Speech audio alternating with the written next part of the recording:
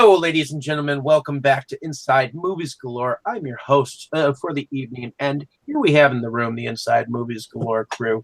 Hello, everyone. Hi. Hi.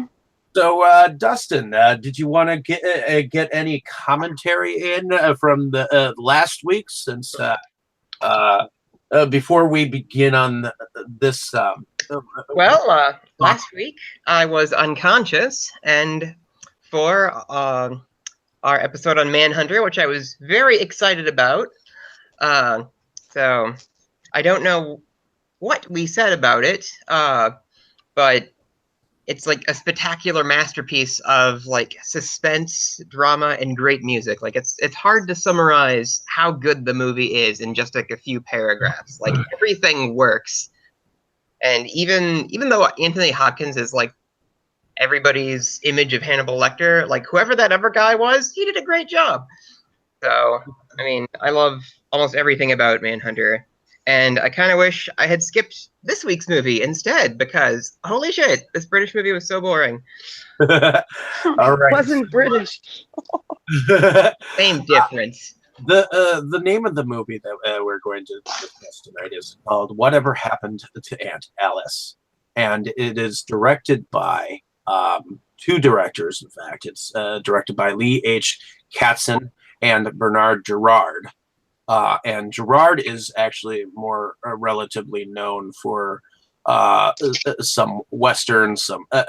He's known for some of the directing behind some of the Alfred Hitchcock Hour, some Wagon Train, some Virginian. In any case, these two directors get together and direct this film in 1969. Now, can anyone tell me what this film is about? I did my research this week. I actually read a plot synopsis, so I'd be prepared in case you asked me to do it. Katie, why don't you tell a little bit about it?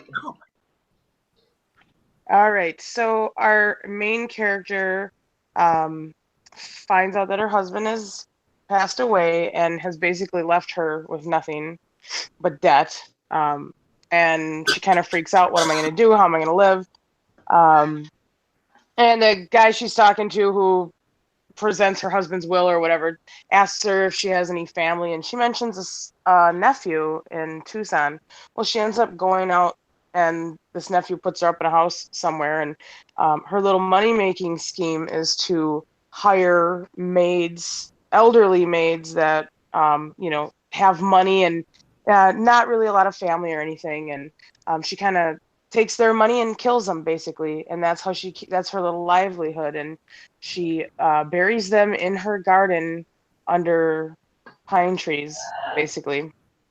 Okay. And there's a little twist, but I won't spoil it. But that's the basic plot of the movie. Okay. Yeah, And I've heard stupid plans before, but good God, bejesus, like that was her rob the maids, like that. so, 1969, kind of. was this your first time watching this?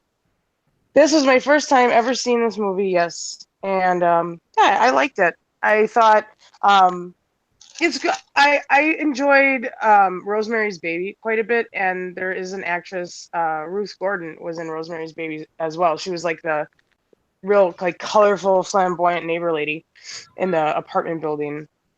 And she played the Mrs. Dimmock character in this movie. Yes. And I thought her performance was really good. It reminded me a lot of, I mean, she was a lot more toned down in this movie, but she's like a good actress. You know, I don't know a lot about actors and actresses from the 60s. You know, I don't have a lot of 60s movies under my belt. So I recognized her. So right away I was like, okay, I was interested. And the main character, the Mrs. Marable, Geraldine Page, did an excellent job as well. Like I kept paying attention to like her facial expressions and her just, yeah, she did a really good job just portraying that crazy old bat. I loved it. Brandon, why don't you tell me a little? Was this your first time watching this film? Brandon. Captain Sins, where are you? Sorry, All right. I had to go attend to something. That's okay. So, was this your first time watching the film? Actually, yes, it was. This was my first time actually watching the film, and I admit it almost gave me an arsenic and old lace feel Okay. to it. And did you enjoy it? I enjoyed it reasonably well. Okay. Did you have any faults that you saw that you didn't like about the film? I felt like the film went on for a little bit longer than I would have wanted. In some places, I felt like that the point was already driven home fairly early on. So I felt like they were dragging it out for suspense, and so it dragged a little bit towards the middle. Okay. Agreed. But I did think though at the end, or actually the part that struck me the most, pun intended, was the part when she murdered the first person and buried the tree. Eat shovel, bitch. And that was something to me that was just like, that took me off guard because I was just sitting there trying to make sure that I stay awake late at night, trying to watch through it. I watched it in several parts because of time constraints. And then came that part and it just like caught me off guard. Like, what? Red Raven, was this a first time watching the film? Yeah, this was my first time watching it, and I didn't like it very much. I thought it was okay, but I mean, like Dustin was saying, it dragged on at times, and I felt like it was just kind of boring. You know, there's times where it just was just like a lot of dialogue and nothing was really going on, and the thing that really annoyed me was some of the music in it was like real organy and violin-y, and that kind of got on my nerves during the movie watching that. Okay. When I first saw this, I saw this film 10 years ago, and it was when I picked it up, and I hadn't watched it since. And then suddenly I remembered it because I remembered the performance of Miss Geraldine Page in it, and how the reason why I wanted to discuss this is because you don't see a lot of female contenders, female actors that are, you know, in the sense of being a killer. You know, I mean, these were the times where, you know, that there weren't that many strong lead psychopathic females. I think that's what I liked the most about this movie was that her character, and being as resourceful as she was, considering this is 1969, and I'm just trying to imagine what womanhood looked like in 1969, what a woman of her age, what her typical role would be. I mean, they show her very, you know, the fact that, oh, my husband left me with nothing, like, what am I going to do? My only option is to kill people, you know, like, don't, God forbid she get a job, you know, like, that was the kind of that time period of, and a woman of her age, you know, it wouldn't even make sense. Like today you would say, well, yeah, just go get a job. Why is this your last resort? But, you know, at that point in time, maybe it was. And I think I just thought it was a cool angle, because I think aging women don't get enough play in Hollywood movies. Like, you would never see a movie made like that today. They would replace it with a younger woman. You know, the older aging woman wouldn't get that showcase, I don't think, today, like in the way that this movie was made. Well, and that the two main women were old women. I like that. Well, and I think this came at a point in time where they were starting to do that type of thing. Like I think either it was later on or earlier than this that they did Whatever Happened to Baby Jane Mm-hmm. with Betty Page and uh, another actress that and you could tell that That we don't know her name. yeah, right offhand. I know the film, and there's always a chemistry that I can feel that is going on in this film, like the way that I saw Geraldine Page's character is she made me hate her. Oh yeah, absolutely. She did a great job with that. She made me hate her, and that is what I enjoyed about this film. I mean, she had that snooty turn up your nose and looking down at you like you're just that scary little ant running across the ground. I will stomp you because because you are beneath me. She definitely owned every scene she was in. She was like the highlight of pretty much every scene. I don't know that she was out acted by anybody in the whole movie. She was like the only living thing in most scenes. Well, and the part that I remember the most is when she found out that her stamp collection that she had inherited would have covered most of her financial worries, and when she just slightly went mad right after. That was the best twist. I love that. Such a subtle twist, but really good. A really good punch. Like, ha!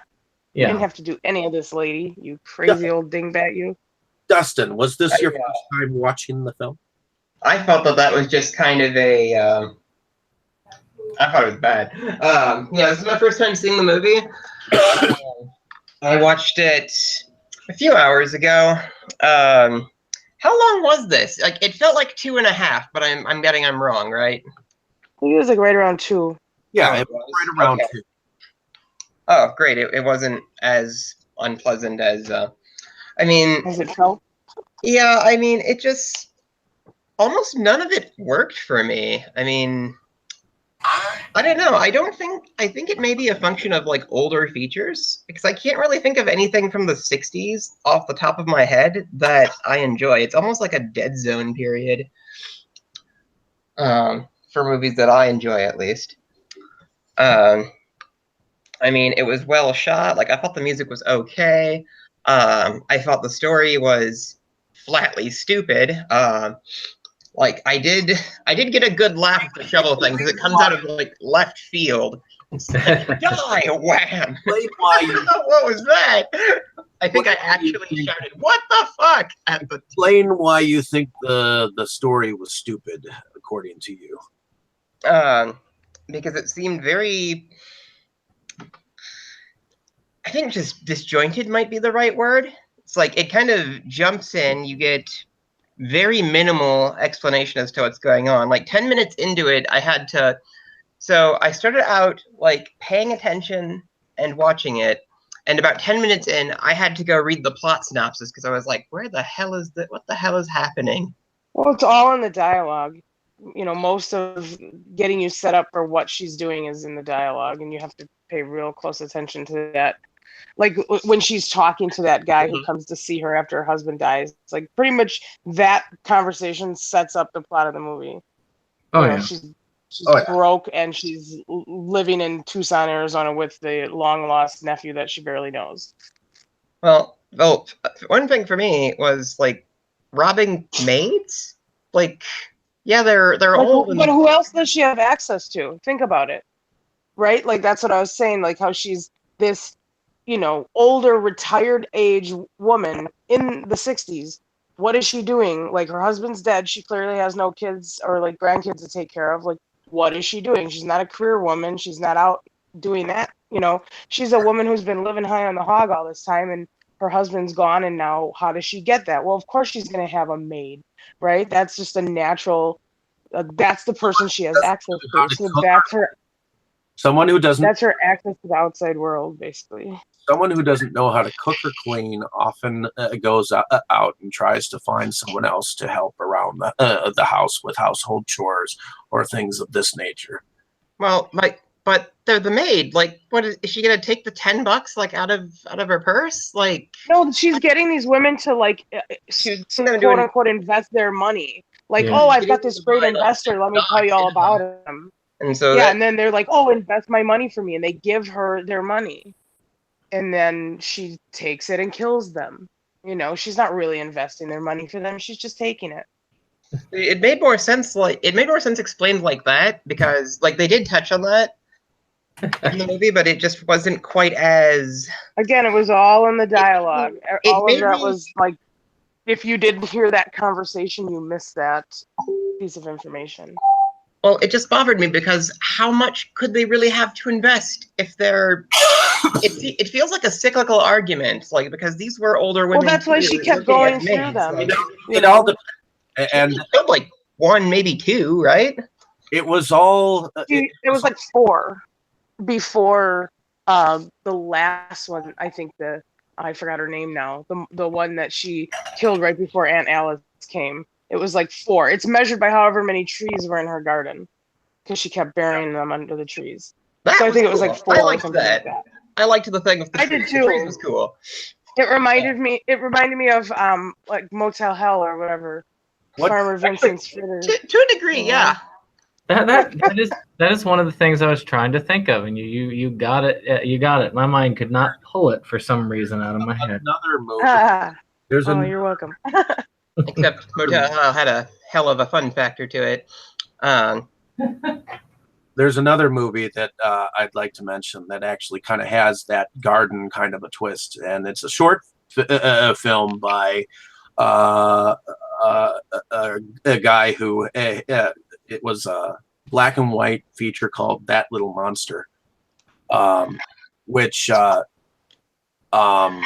had a little baby that had to be taken care of, and the parents had to hire a babysitter every once in a while to take care of this child.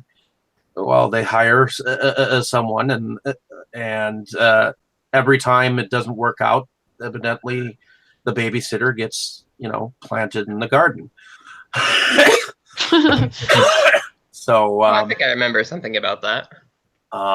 it was directed by Paul Bunnell, who I've actually interviewed, which he also did the feature The Ghastly Love of Johnny X, which was a science fiction musical that starred the guy who played Tromeo in Tromeo and Juliet.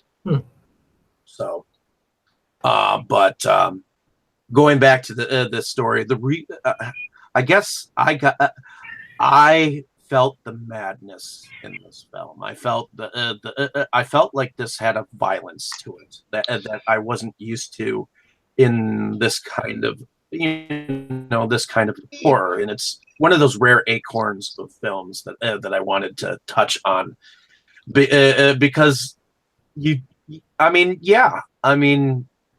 at that point in time, at this point in time, there was still people needing help getting things done around the house. So what they would do is they would hire maids to help around the house, and they were still mail order brides and things of that nature.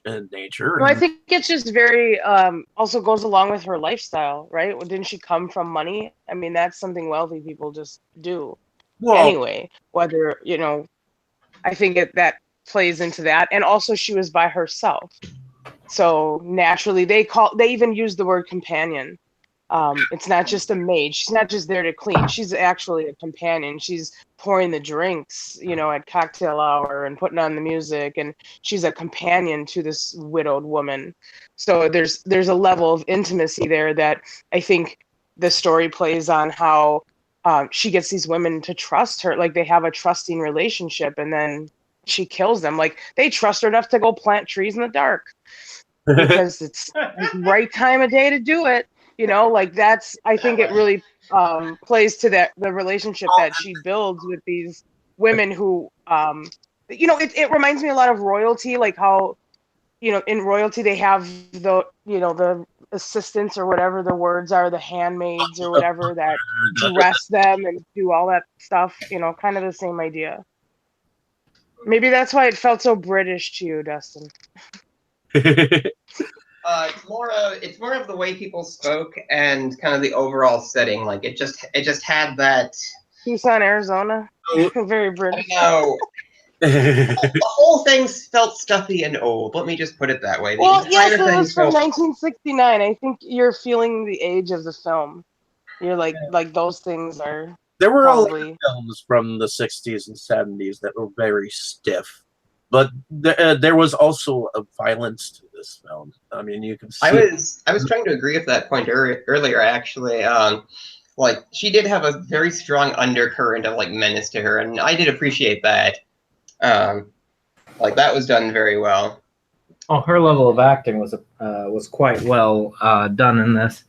It's very, very much a Hitchcock style. Oh yeah. That might have been why I didn't like it. And that's the difference between a lot of the older suspense films, is that a lot of the suspense was not done as much in action as it was done in the storytelling and the dialogue. So you had to be a lot more invested. So like for me, watching it half asleep, I'm surprised I got as much as the plot as I did. But that's the problem, is that it really does take a lot, and so that's why it makes it very different. And that's a special thing out of those times, because they had to act it out. They couldn't rely on a lot of the effects. I mean, and a lot of people really got into storylines that then really put a lot of thought into watching some of these films instead of just going there with your significant other while you're at the drive-through just to go and neck. I mean, granted, that's what a lot of people went and did back in the 50s and 60s. Their lovers to the movies just to get out of the house. Yeah. Well, it's not like I can't appreciate a more like cerebral film. I mean, like one of my favorite movies is M from Fritz Lang. That's a 1931 movie. Oh yeah, and it's spectacular. Like it holds up great. Like it has a lot of depth to it, and a lot of things that are inferred. And I can appreciate that, like all day, every day, like subtitles and all. It just sometimes things just don't work for me. And the comparison Brandon was making to Hitchcock, maybe that might be another reason I didn't like it, because I tend to really think Hitchcock is incredibly overrated. Like the only Hitchcock movies I actually like are Rear Window and kind of The Birds. Like, and Rear Window is very similar to this in a sense too, but stuff happens in Rear Window. It's exciting. And somebody made the comparison to Rosemary's Baby too, which that's another movie that I just bores me to absolute tears. It's like I'm sitting there watching it and just like, oh God, this sucks. No wonder they kill his family. Like, what? I like that movie, but I was not bored by it. 5 hours. it's not. We wouldn't expect you to understand the journey of the pregnant mother, Dustin. It's okay. The payoff was okay. The payoff was fine. The payoff mostly redeems it. I'm not going to pretend I know what the female experience is like, though. So I'm probably missing something. I think I just tend to appreciate the movies that do reflect the female experience in a way that is maybe a little bit more unique or even more accurate. Like horror movies classically tend to really sexualize the female, which I'm not complaining about it. It is what it is for horror, but it's really nice when there's a horror movie that doesn't do that. And I give a lot of credit to these older films because they really did. I mean, this movie here, there was a lot of character development that needed to happen. And there was a really dynamic main female lead old lady character. Like, Mhm. it's just not something you see a heck of a lot in horror, especially modern horror. I think The Visit is the most recent horror movie I can think of with, some old people leading roles, which is, I think, from like 2015 or something. But for the most part, we don't get a lot of that. So I appreciate that in the 60s, they were really doing that and doing it well. And these actresses were like knocking it out of the park. Well, where you noticed Ruth Gordon from Rosemary's Baby, I noticed Robert Fuller, the actor who played Mike, Mhm. the man in the story. He played the doctor who was on a call in Emergency, the television show Emergency, where wherever they went out on a call, he was the one who was standing on the other end of the line, telling them what to do. So I don't know if anybody watched that show. It was an EMT show that was on in the 70s. What show Can't was say that I again? But Yeah. And I wanted to bring up the point. I mean, and you had mentioned M, but and M is, again, it's a different era.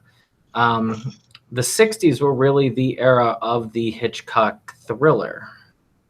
And And again, this was done in 1969, so it was almost like the end of the Hitchcock era. yeah, but believe. still in there. It's still very much a child of that, and it reflects it much more than it has much more in common with that than it does to the horror of the '70s. Would you say that the Hitchcock thriller is almost quite close to the Italian giallo?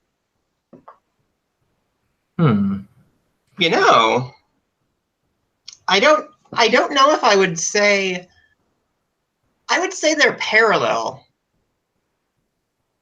I haven't really thought about that. That's a really interesting question. Yeah, Good point. because a lot of films like Suspiria, which we've already covered, have had, they're considered Italian giallo, which is almost an art form in itself. I mean, Well, it is an art form in itself. I mean, I'm thinking of something like Tenebrae and compare that to like a Hitchcock style story. You Yeah. guys and your pronunciations of Tenebrae and Giallo are Tenebrae, killing me over here. And did I say it wrong? Yes. in fact, there is a Dario Fucking Argento. Darkness. Dario Argento's Darkness. There. It's a There is better. a Dario Argento film that has something to do with Hitchcock, I believe, as well.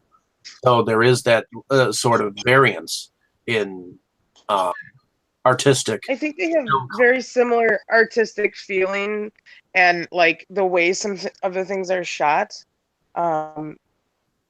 It's hard for me to come up with the right words to describe this. This is where Dane would come in and say what I'm thinking about how they're. Darn it, Dane! Where are you? How are you for like the intellectual movies to like apologize for them? Yeah.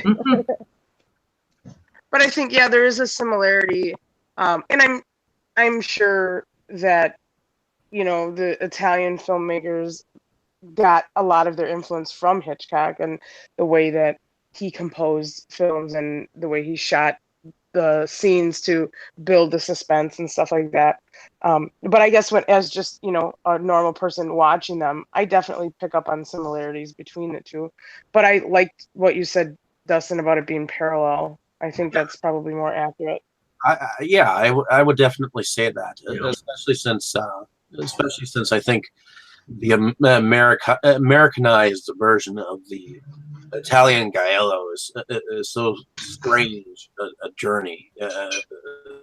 So, I mean, there are differences in thrillers, so to speak. Like they're similar, but like their pacing and tone seems to distinguish them. Plus, of course, the Italian ones actually show you things. Right. Like they're that not. was what I was gonna say. That's some actual gore being involved. Although there are certain Italian giallos that I have come across where I can't obviously find a plot line whatsoever. It doesn't matter as much. Like Deep Or Red. it could be Like, intentional. what's Like, really going on in Deep Red? Just a lot of great music and cool deaths. I'm hearing the music from Tenebrae, right? Tenebrae, yeah. Fine. I'm hearing the music from Tenebrae in my head, like right now. I kind of I'm want to totally watch gonna do a burlesque routine to some more goblin, probably Tenebrae or Deep Red, one of the two. I haven't decided, and I don't know when that's happening, but they're in my playlist because I just love those. What did anyone Those think songs. of the child, the son of the next door lady? He was a nephew. There was nothing but widows and nephews in this movie, and I don't know what the purpose of him was really. Oh, Just There to for, like, give her exposition. something to do again. I feel like the women have to be sort of attached to something, doing something, and that was like the other widowed lady who lived in the cottage. That was her thing to do, was take care of this nephew of hers. see, I actually believe that the child had a significant purpose. The child was there to bring exposition and to bring forward the story, much like the dog. It was kind of sad to compare the child and the dog, but they had a similar purpose. They were there to expose her for what she was. Without either one of those characters, I'll include the dog as a character just because I think I felt like the dog for sure was exposing her. I didn't pick up on that with the kid though, but I see what you're saying. But there's that attachment there, and of I course, just- a lot of the times they love that boy and their dog angle in a film. Oh yeah. Well, yeah, and I just love that one line, like, fuck, I can't remember the V word that it was like, something yeah. Yeah, is she when the mother came over and she said, "You vagrant bitch." Yeah, that was it. Great bitch. Like, how did I forget that? That was like the funniest, best part. That was one of the best parts, but to me, one of the best parts, at least one of my favorite scenes, was when she was trying to get the dog to come into the garage or shed or whatever, and when she got him inside, she couldn't. She was not able to kill him, and he was, it was like the aggressor had come against someone who actually could get away from her, so to speak. And ultimately, when she lit the place on fire, I believe it's the dog that saved the family, or even though they don't exactly see it. My favorite part was when she tries to kill Mrs. Dimmock with the wheelchair. They're like using the wheelchair as a weapon. This is 2 movies in a row now featuring wheelchairs. Last week, Freddie Lowndes was on fire in the wheelchair. This week, old ladies are using a wheelchair as a weapon. Yeah, I mean, see, one of the things that I noticed is there a lot of times whenever me and my fiance are watching a movie, every time we notice a cat in a movie, we always say cat, and there was no cat in here. So that's one. Quick digression. When I used to live with Andrew, like, he would do that too, except he would do it for like any animal. And after a while, I started doing it, and it took forever to stop doing it. I'd see my lizard, cat. Ah, no, damn. But Red, if there was anything that any favorite moment that you had during the film, even though you thought it was slow at moments and you didn't really like it, was there a moment that you enjoyed? I like the scenes where they actually showed her killing people. I mean, it was one of the first movies I've watched where there's a female killer. I haven't seen very many movies where there's been a female killer, so it was a good movie to see where there's a different dynamic with the there being a female killer. I see so many movies where the killer is male, so this one, seeing a female killer was interesting. Okay. So ultimately, after discussing a little bit, has anyone changed their mind about how they view the film? It definitely has a lot more merit than I gave it credit for, like off the bat. Like I just think that you could have maybe done a little bit. I think you could have maybe done a better job of the concept, like made it a bit more proactive movie rather than like a super slow burn psychological thing. Or at least that's how it seems to come off to me now after hearing all the different interpretations that people had. Okay. Like, had made like a Motel Hell-esque version of the story, I think it could have been pretty fucking cool. Well, it sounds like we could either go Rosemary's Baby or Motel Hell next, but we also Rosemary's Baby. we also want to get a interview Yeah, wrong. with a certain director. So I think we want to do a certain film that Katie wants to do next week. Oh yeah, she was so pretty. So I'm thinking that we'll do that one. I kind of want to see that new movie called Revenge. Like that looks cool from like the previews I've seen. I haven't seen anything about that one. I just saw like a couple like clips and like trailers and stuff. From what I can tell, it's like an I Spit on Your Grave kind of thing. Okay.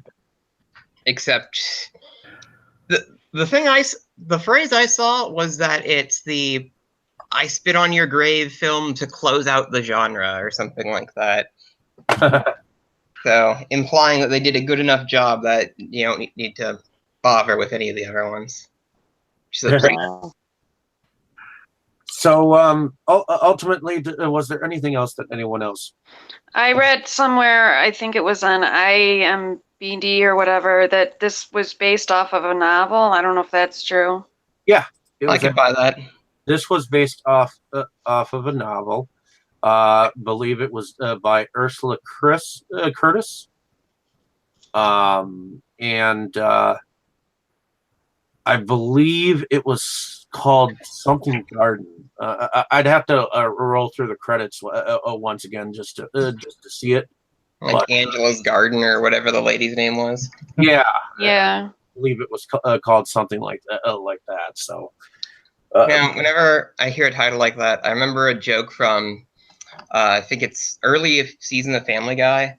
It's like, the British are coming and they're taking our stuff. What are they going to take next? Our action movies? And then it cuts to like a trailer. Sylvester Stallone, Arnold Schwarzenegger. I remember Cecil. And they're like in a paddle boat. You are the wind that gives me wings. Huh. A Bette Midler vibe. Yeah. Whoever this lady wishes she was as cool as Bette Midler. Yeah, actually, I would like to see what they would do with this plot under a current time director and writer. I'd be curious as to how they would do it. I would as well, because I think they did a really good job with Bates Motel and their storyline on the plot lines behind Alfred Hitchcock's Psycho. So I still need to see the rest of that. Like I saw the first episode of the season and then kind of left it at that. Like it was good. It was just like long. See, Psycho was a good series as well of movies. I liked most of those movies. I have not seen the series, though. I saw the first couple episodes, but I just couldn't get into it. All right. So is there anything else that anyone else wanted to add about the film before we close out the discussion? So my favorite song from the soundtrack is Heartbeat. Like I listen to it in the gym all the time, and it's such a great song to close out the movie with because it's like, yeah, you've suffered and you've been traumatized, but it's gonna be okay. You made it. Oh, we're I talking thought it about the Manhunter movie now? kind of abruptly ended. I don't know if anyone noticed that, how at the end I thought the ending could have been, I don't know, it was like abruptly ended, you know? Yeah, it was just like over credits. See, I just picture them ending with that. I could only picture it ending the way like 1408 ended with that song, "We've Only Just Begun." There's something of that nature. Yeah, I could definitely see that happening. Something with the Carpenters. Yeah. So, alrighty. Well, I think on that note, we will close out the discussion and start with Brandon. Why don't you tell us a little bit about what you do, where you're from? Oh yes, I run a YouTube channel called Septum Sin versus the World. We're all about physical media on our page. Typically doing collection videos, keeping out information about what's coming out for the week, and occasionally we review movies. And have been collaborating with this channel to do some movie discussions as well. Matter of fact, we had one this week, just yesterday, for the movies Cat Soup and Dead Leaves. Also got into a few other discussions while we were at it. Yes. It was good to get everybody. It was good to get my co-host in on that discussion. Oh yeah, it was definitely a good meeting, I think. So, do you have anything else planned in the future? Oh yeah, that's right. Next week before the show, we will be going on and discussing 3 animated short films from Finland. So definitely check that out. Katie, why don't you tell us a little bit about what you do, where you're from? Sure. I'm Katie Cadaver from Milwaukee, Wisconsin, and I'm a body positive horror artist and alternative model. You can find me at patreon.com/Katie Cadaver or on Instagram at Third Eye Open. That's 3RDEYE0PEN. I'm also the makeup artist for horror punk band Ratbat Spider. You can listen to them at ratbatspider.bandcamp.com. And as well, I am a Dead Girl for Dead Girl's Dark Coffin Classics horror TV show. And you can watch the show at vimeo.com/DDCC. I also perform and produce for Grindhouse Tees Burlesque Productions out of Milwaukee. You can find us on facebook.com/Grindhouse Tees. And I recently became an editor for Movies Galore of Milwaukee. And I think you can probably still find my first review of Adam LaHoulier's romantic comedy, The Backslide, on the Facebook page and the blog. Awesome. Red Raven, why don't you tell us a little bit about what you do, where you're from? I'm Red Raven. I'm from Lake Geneva, Wisconsin, and I'm a promoter in the Milwaukee area. And I'm also a Dead Girl on Dead Girl's Dark Coffin Classics. And then I also have a show coming up June 17th at the Frequency with Repaid in Blood, H1Z1, Chewing Teeth, and Skyla. And that'll be one of the last shows that they're hosting up there before the Frequency closes down on June 30th. Awesome. And definitely check that out, folks. Definitely sounds like a awesome vendor. Dustin, why don't you tell us a little bit about yourself and what you do? I'm in the GIS program at UW Milwaukee, and I'll be finishing that up this semester. So it's exciting. I'm a horror collector from Milwaukee who just loves talking about movies. You can see me attempt to post the ridiculous amount of stuff I have on my Instagram, DHR Hunter. So I have a lot of plans for the summer for actually getting more things on there. I'm going to reopen my eBay store pretty soon and start selling off the extras. I am also supposed to be an editor for Movies Galore, but there's been no time this semester. However, that's going to change, and I'm going to go totally nuts on you guys with reviews. I have a review of The Beast, about 70-ish% done. where I talk about the movie and also the biological accuracy of the creature in the movie. And then that's the first of several monster movies that I want to look at. And I've got a whole list, and I'm really excited. So, like, let's see, what do we have here? I'm just looking at titles off in the corner. We've got And again, Pilicus. It's going to be fun. review-wise, it's very different doing movies where you don't know the directors. When you do know the directors, it's a little different. Well, I don't know anybody. We don't know anybody involved in like the stuff that I want to talk about, but we can try to fix that. Actually, I do have like a little bit of a surprise that everybody's going to have to wait to hear about, except for, well, the planning stages of this. Taking that cryptic information. Inviting Steven Spielberg so we can talk about Jaws? No, it's much more small scale than that, but it's like a real thing that the guy said he'd be willing to do. Cool. Alrighty. Well, I'll tell you guys after the broadcast. My name is David Strege. I'm your host for this evening. Thank you once again for coming back and discussing this film with me. It was one of my favorites. So I know it's not entirely up there, but I had actually forgotten about it until I'd thought about it. So, thank you for taking that journey with me, and hopefully the listeners out there have enjoyed our discussion about the characterization in the film. And even though some of us didn't necessarily like it in the end, but we love all 12 of our listeners. Ha ha. 12 listeners, nice. I know, right? Hey, we actually have 56 subscriptions to our YouTube, so that's pretty decent. So, and whenever I post these to the page, sometimes we get about 200 views. So, it's an exclusive company. We're kicking butt. Yeah, we're starting to. I mean, it's a time. It grows over time. Mm-hmm. All of a sudden, people start looking at you and going, "Hey, that sounds pretty cool." Although they're not exactly, into, the radio style, type of listening. They're more looking into the video aspect of things sometimes. I think it'll be funny later.